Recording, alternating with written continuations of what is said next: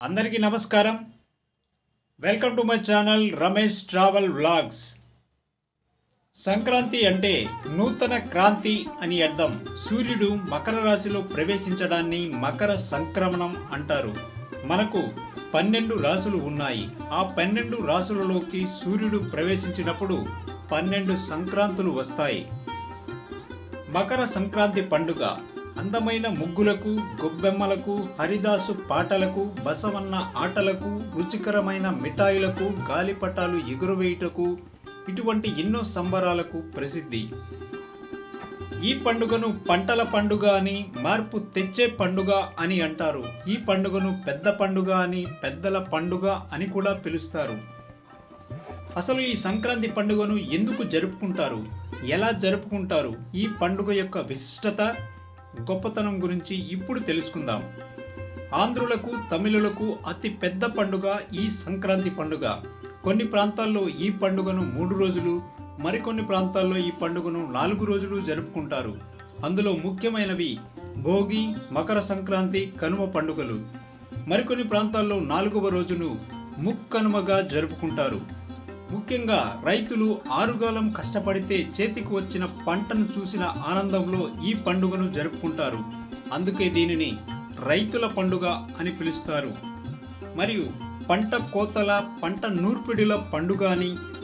దీనివల్ల పెద్ద ఎత్తున ప్రజలు ఉత్సవాలు జరుపుకుంటారు.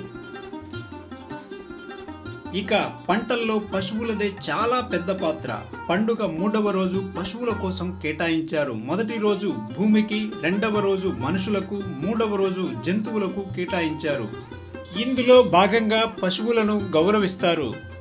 వాటి వల్ల మనము జీవిస్తున్నాము, కానీ మనము వాటి వల్ల జీవించట్లేదు. బహుశా మానవుడు లేకపోతే అవి ఇంకా స్వేచ్ఛగా జీవించేవి, కానీ అవి లేకపోతే మానవుడు బ్రతకలేడు. ఇక మొదటి రోజైన భోగి. భోగి అంటే భోగభాగ్యాలను అనుభవించడం అని అర్థం. అందరూ ఈరోజు తెల్లవారుజామునే లేచి భోగి మంటలు వేస్తారు. వారి ఇళ్లలో పనికిరాని చెక్క వస్తువులని కుప్పలుగా పోసి భోగి మంట వేస్తారు. ఈ రోజుతో పాత వాటిని వదిలివేసి కొత్త వాటితో నిత్య నూతనంగా ఉండటానికి భోగి మంటలు వేస్తారు. శ్రీకృష్ణుడు గోవర్ధనగిరిని ఎత్తిన రోజు, పరమేశ్వరుడు బసవన్నని మన కోసం పంపింది ఈ రోజునే.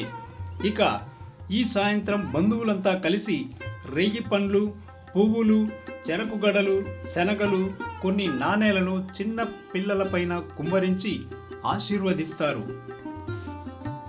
ఇక 2వ రోజైన సంక్రాంతి. ఈరోజు ధాన్యరాశులను చూసి రైతులు మురిసిపోతారు. వేకువజామునే స్త్రీలు ఇంటి ముందు రంగవల్లులను వేసి గొబ్బెమ్మలు పెడతారు. రకరకాలైన పువ్వులను, ధాన్యాలను గొబ్బెమ్మలపై వేసి పూజ చేస్తారు.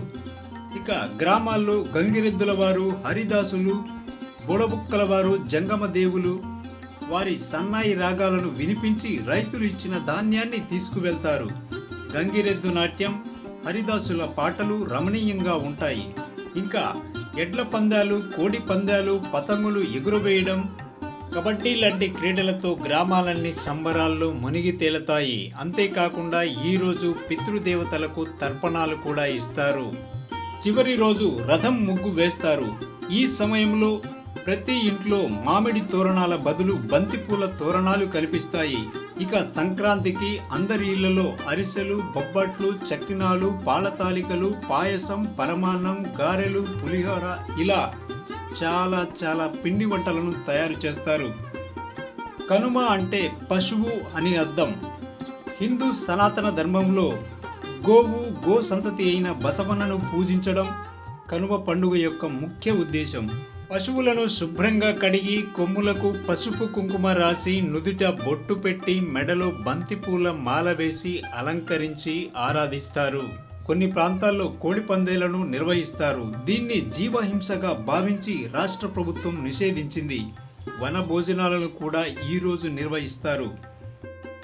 కనుమ రోజు మినుము తినాలన్న సామెత ప్రకారం ఈరోజు గారెలు, ఆవడాలు చేస్తారు. దీంతో పాటు ఈరోజు మాంసాహారం తినడం కూడా ఆనవాయితీగా వస్తుంది. పండుగ సమయంలో కొత్త సినిమాలు కూడా రిలీజ్కు రెడీగా ఉంటాయి. ఇలా దేశంలోని అన్ని ప్రాంతాల్లో వారి సాంప్రదాయానికి అనుగుణంగా ఈ సంక్రాంతి జరుపుకుంటారు. ఈ వీడియో మీకు నచ్చినట్లయితే లైక్ చేయండి మరియు మీ గ్రామాల్లో సంక్రాంతి పండుగను ఎలా జరుపుకుంటారో కామెంట్లో చెప్పండి. మీ అందరికీ సంక్రాంతి పండుగ శుభాకాంక్షలు. జై హింద్.